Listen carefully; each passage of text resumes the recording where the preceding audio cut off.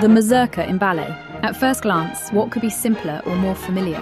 A Polish dance that was incredibly popular in 19th-century Europe, moved from the ballroom to the theatrical stage and became part of classical ballet, divertissements, court balls, festive scenes. At first, everything seems quite obvious. There is a dance with a strong national character, and there is ballet, which readily borrows such dances to create atmosphere, to suggest a setting, or simply to add spectacle. But on closer examination, it turns out that things are not quite as straightforward as they seem. A brief word about the Mazurka itself, so that we are speaking the same language. The Mazurka is a Polish dance in triple meter, like the waltz, but it feels completely different. While the waltz is built on smooth, continuous turning, a flowing sense of motion, the Mazurka has a very different character, an accented rhythm, often with dotted patterns, accents shifted within the bar, a feeling of inner impulse and elasticity, sometimes even defiance. This is not a flowing dance. It is step-based and sharply articulated, and yet it retains a noble, almost knightly posture, that proud verticality which later found such a natural place on the ballet stage. In the 18th and 19th centuries, the Mazurka spread far beyond Poland and became one of the most fashionable ballroom dances in Europe. It was danced in aristocratic salons and entered the standard repertoire of formal balls, alongside the polonaise and later the waltz. What matters here is that already in the ballroom, the Mazurka ceased to be a purely folk dance. It became refined, more ceremonial, more ritualized, and it was precisely in this form that it proved especially attractive for the stage. When the Mazurka enters ballet, it finds itself in a space where a distinct language of the body already exists, with its own formal rules and its own hierarchy of movement. And here something happens that is not always easy to notice. In ballet, the Mazurka can exist in different ways. Sometimes it remains a clearly recognizable dance. We see it immediately. Sometimes the Mazurka changes its function and ceases to be an independent number. It becomes part of a larger scenic form. And sometimes the Mazurka is heard mainly in the music, while the choreography remains purely classical. And this is where an important distinction appears. Sometimes we recognize the Mazurka immediately. At other times, we fail to see it, even though it is there. This is exactly what we will be exploring next, the different ways in which the Mazurka exists within classical ballet. If we look at the Mazurkas preserved in the classical ballet repertoire of the 19th century, 4 examples come to mind first. What you are seeing now is the Mazurka performed by the Bolshoi theatre dancers in Sergei Vikarev's production, based on Vladimir Stepanov's choreographic notations. Those records preserve a later staging tradition associated with Marius Petipa and Enrico Cecchetti. The original choreography of Coppélia, created by Arthur Sanlleon for the 1870 premiere, has not survived. So we can only speak with certainty about what has survived: Leo Delibes' score, the libretto, and the stage tradition in which Sanlleon himself worked. And this is what matters. Sanlleon did not focus on national miniatures by accident. Already in the 1840s, such numbers were among the biggest crowd pleasers in his repertoire with Fanny Cerrito. One striking example is their Radowa polka. Its stage image, a fashionable bohemian polka of the day, was not built on a literal reconstruction of folk steps, but on theatrical expressiveness, character, flirtation, humour, and instantly recognisable details. And this connects directly to Coppélia. In Sanlleon's ballet, the national dances are not random insertions. They are an organic material from which the festive world of Act 1 is built. Alongside the Mazurka, we also hear a jardash, and in Delibes' score, this genre layer becomes one of the keys to the atmosphere of the scene. Sanlleon was not only a choreographer and a remarkable dancer, he was also a professional musician, a violinist and a composer. That is why he worked closely with composers as a true collaborator, shaping the stage plan and sometimes even proposing musical ideas. Coppélia, staged by Sanlleon in 1870, became the last French romantic ballet, a work that closes the tradition begun with La Sylphide.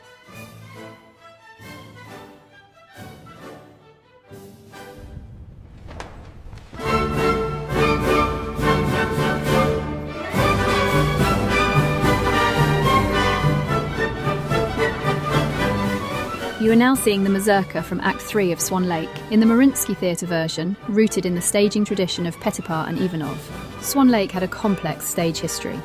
Its world premiere took place in Moscow at the Bolshoi Theatre on February 20th, 1877, in choreography by Julius Reisinger. The version that later became the foundation of the classical St. Petersburg tradition was presented at the Mariinsky Theatre on January 15, 1895. It was staged by Marius Petipa and Lev Ivanov, with a revised musical version by Ricardo Drigo. It is within this St. Petersburg tradition that the structure of the third act becomes fixed as a court ball with an extended divertissement. The Mazurka closes the suite of character dances, reinforcing the atmosphere of a courtly celebration, pageantry, status, ritual.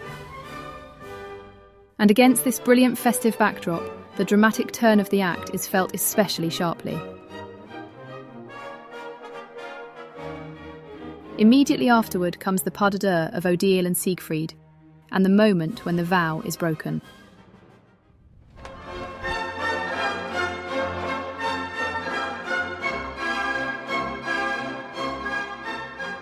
You are now seeing the Polonaise and the children's Mazurka from Paquita in the Mariinsky Theatre version, performed by students of the Recognizable Ballet Academy. Paquita was created in Paris in 1846 and appeared on the St. Petersburg stage as early as 1847. The classical section of the ballet that most often lives today as an independent concert suite was shaped by Petipa in 1881. At that time, he was reviving Paquita for the benefit performance of Ekaterina Vazim. The ballet was expanded and new numbers were added, including the Grand Pas Classique and the children's Polish dances created for students of the theatrical school. The Polonaise and the children's Mazurka come before the Grand Pas Classique and are constructed as a small ballroom scene. First, an entrance in pairs, the Polonaise. Then, the children's Mazurka with figures, where the ensemble pattern plays the central role. Agrippina Vaganova later recalled that she herself danced in this children's Mazurka as a student. She describes a final effect that is instantly memorable. All 12 pairs leave the stage, striking heel against heel, and this moment invariably brings a burst of applause. The Polish character of this Mazurka, as so often in the ballet tradition, is not created through an exact reconstruction of folk dance, but through stage stylization, ballroom posture, a clear rhythmic profile, heel technique, and ensemble design, all translated into the language of academic ballet.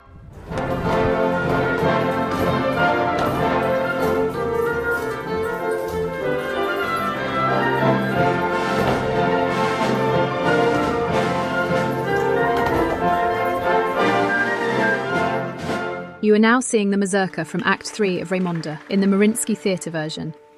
Raymonda is a late, large-scale ballet by Petipa, set to music by Alexander Glazunov. It is structured as a festive suite. Classical dances and character episodes constantly alternate and are set against one another. This is what shapes the form of the entire ballet. The two main suitors for Raymonda's hand, Abderrahman and Jean de Brienne, exist in very different dance worlds. Abderrahman is associated with an Iberian Moorish character idiom.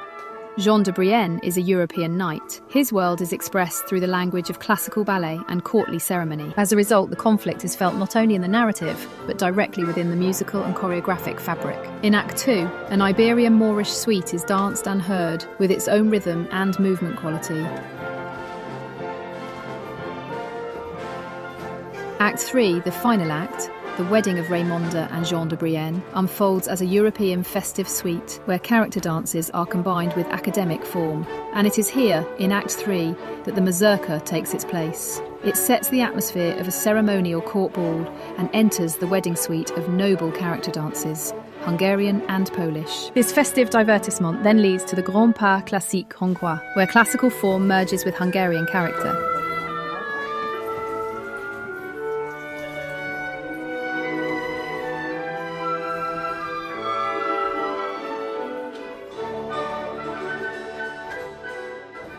In all of these examples, the Mazurka remains visible and recognizable. We see the dance. We recognize its character. And without hesitation, we call it a Mazurka. But in classical ballet, the Mazurka does not exist only in this way. Sometimes it ceases to be an independent dance. In some cases, the genre remains both in the choreography and in the music. In others, only in the music. And then something more subtle happens. We begin to hear the Mazurka, but we no longer see it directly. And it is precisely to such cases that we now turn.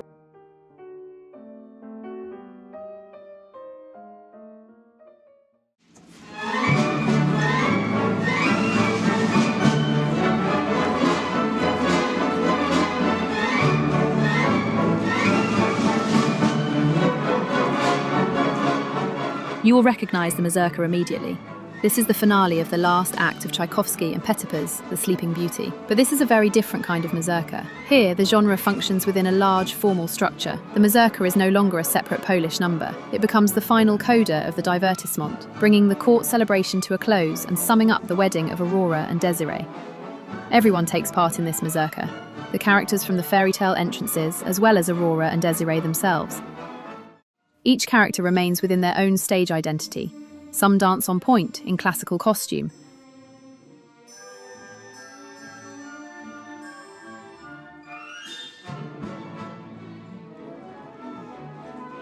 Others appear in character dress on heeled shoes.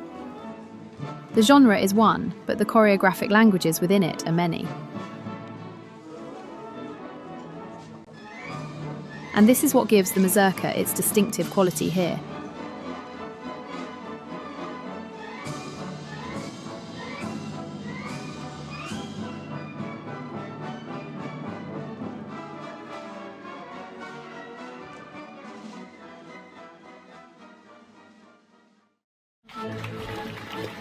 You are looking at a male variation from the Grand Pas of Paquita. This is the reconstruction by Yuri Balaka in the production by Yuri Smekalov on the stage of the Mariinsky Theatre. Here we encounter a different way in which the mazurka exists within classical ballet. The genre of the Polish dance is clearly audible in the music, yet in the choreography it is barely brought to the surface. Essentially, this is a classical ballet variation, with only subtle genre inflections. We often perceive academic dance as a pure form, and do not always think about the fact that a genre may be hidden within it. And yet it is precisely these concealed genre layers that give classical movement its character and individuality. One point needs to be clarified from the outset. This variation has no direct connection to Paquita itself. In Petipa's original Grand Pas, there was no male variation at all, which is why, in modern versions, the dancer's solo usually belongs to a later stage tradition. The music of the variation you see here was written by Riccardo Drigo for a different ballet, La Vestale. In that work, the principal role was danced by Enrico Cecchetti. The original choreography of that ballet has not survived. Yet the choice of this particular variation for Paquita turned out to be remarkably precise.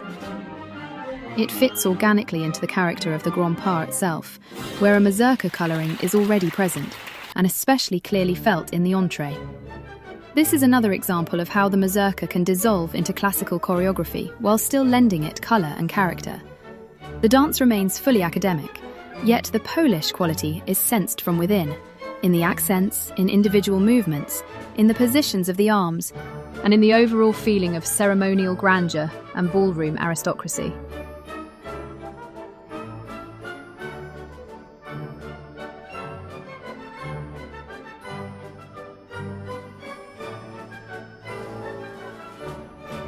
At this point, it's hard not to recall the children's mazurka and the polonaise we discussed earlier. Together with the Grand Pas, they form a single Polish layer within the ballet. First, the genre is presented openly, and then it seems to dissolve into a large classical form, while the atmosphere of the ball remains.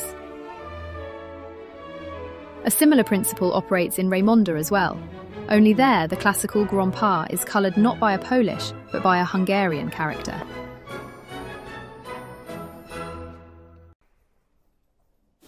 And finally, the last example in this video. For many viewers, it may come as a surprise.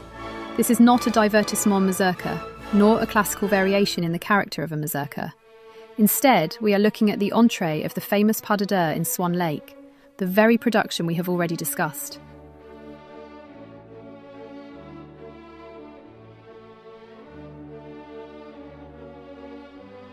In Tchaikovsky's score, this episode is marked Tempo di Valse. But if we listen closely to the rhythmic spring of this music, a mazurka-like feeling begins to emerge, especially when the tempo is more mobile, closer to a symphonic pace.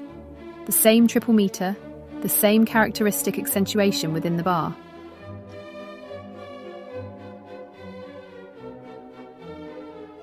Compare them. Here is the mazurka from Act 2.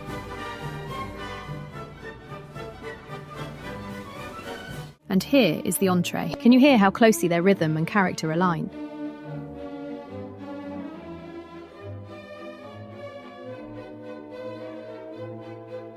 There is one more important point to consider. On stage today, this music is almost never performed with the degree of mobility suggested by the original score. Over the 19th and 20th centuries, ballet practice as a whole became slower, dancers' technique changed, the amplitude of movement increased, and conductors often have to allow more time, adapting the tempo to the choreography. In the case of Swan Lake, there is also a historical nuance that cannot be ignored. The canonical 1895 production by Petipa and Ivanov was created using an already completed score, and together with Ricardo Drigo, they introduced a number of changes. In particular, this pas de deux was moved from Act 1, where it stood in Tchaikovsky's original plan, to Act 3, becoming the Black Swan pas de deux we know today. And in creating his choreographic version, Petipa may already have gravitated toward a more restrained tempo for this episode. But this is only a hypothesis, and it may well be incorrect. What matters for us here is something else. In 19th century classical ballet, the mazurka can exist in different ways. Sometimes we see it immediately as a dance. At other times, it functions within a large formal structure. And sometimes it remains in the music, as a subtle genre shading that shapes the movement from within.